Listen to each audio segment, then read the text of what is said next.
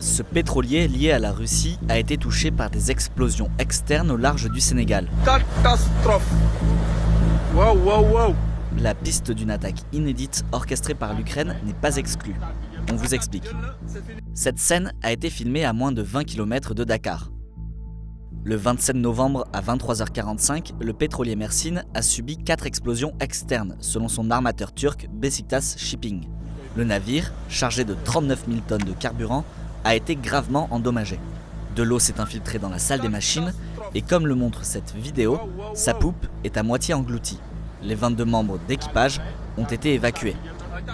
Face au risque de pollution en cas de naufrage, les autorités sénégalaises ont déployé d'importants moyens, dont un barrage anti-pollution. Pour l'instant, selon le port de Dakar, aucune pollution n'a été signalée. Selon plusieurs blogueurs militaires russes, le scénario d'une attaque ukrainienne est fortement envisagé. Pourquoi ? Parce que ce pétrolier est lié à la Russie. Avant d'arriver au large des côtes africaines, le Mersin s'était appareillé le 21 août du port de Taman en Russie. Ces derniers mois, l'Ukraine multiplie les opérations destinées à affaiblir les capacités pétrolières de Moscou. Le 29 novembre, l'Ukraine a revendiqué des attaques via des drones navals contre 2 pétroliers de la flotte fantôme russe en mer Noire au large de la Turquie.